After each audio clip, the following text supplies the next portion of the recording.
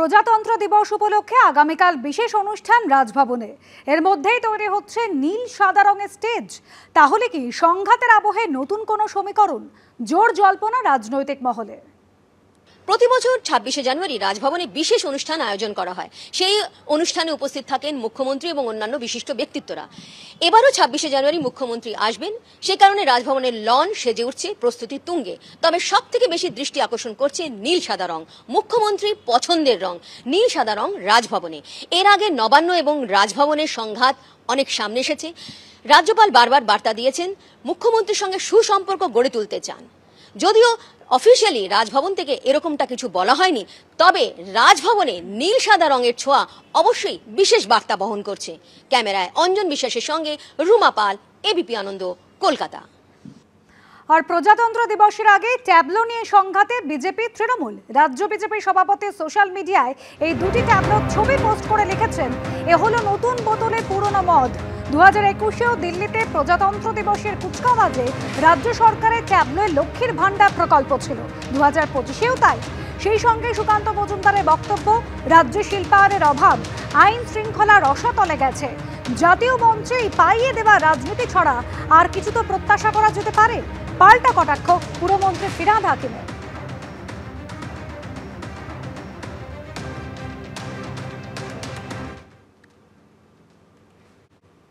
আসলে উনি নিজে হয়তো মদ খান, সেই জন্য মদটা ওনার বেশি প্রিয়, কিন্তু লক্ষ্মীর ভান্ডার এটা আমাদের কাছে গর্ব। বাংলায় আমরা লক্ষ্মীর ঝাঁপি, অর্থাৎ লক্ষ্মীর পূজা করি। আমাদের মা বোনরা আমাদের কাছে লক্ষ্মী, তাই লক্ষ্মীর ভান্ডার। ও যে দলটা করে, যে নীতিতে বিশ্বাস করে, তাতে মহিলাদের অর্থনৈতিক স্বাধীনতা নেই। কিন্তু আমাদের যে কালচার, বাংলার যে কালচার, মহিলার ক্ষমতায়নটা সব থেকে বড়, তাই এখানে লক্ষ্মীর ভান্ডার, এবং এটা নিয়ে আমরা গর্বিত। উনি খুব বিজেপি কেন মাটির তলায় পা পাচ্ছে না, নিজেদের না কাজ না করে এই যে এগুলোকে বলে খেঁচো ক্রিটিসিজম, অর্থাৎ মনের মধ্যে যেন সবসময় একটা খিঁচ রয়েছে, একটা অসুবিধা রয়েছে, একটা যেন মনে হচ্ছে যে কিছু, আরে তুমি অল্টারনেটিভ দাও, অতৃপ্ত আত্মা। পশ্চিমবঙ্গের সরকার তারা ট্যাবলো ব্যবহার করবে, সেই ট্যাবলো তো মনে করলেই ব্যবহার হয় না। সেই ট্যাবলোর নিয়মকানুন অনুযায়ী সেই কোন কোন ট্যাবলোকে অ্যালাউ করবে, পাস করাবে, সেগুলোর জন্য কমিটিও আছে। আর লক্ষ্মীর ভান্ডার আমরা এর মধ্যে দাবি করেছি যে লক্ষ্মীর ভান্ডারের টাকা 2500 করতে হবে, কারণ যেটা দেওয়া হয় আজকের বাজারের অগ্নিমূল্যের সময় সেই টাকাটা যথেষ্ট নয়।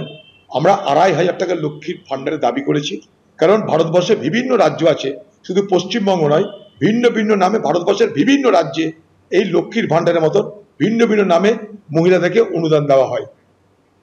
প্রজাতন্ত্র দিবসের আগের দিন বিজেপি এবং সংঘ পরিবারের বিরুদ্ধে সুর চড়িয়ে পথে নামল প্রদেশ কংগ্রেস।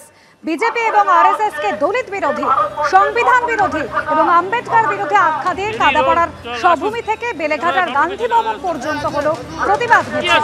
নেতৃত্বে ছিলেন প্রদেশ কংগ্রেস সভাপতি শুভঙ্কর সরকার।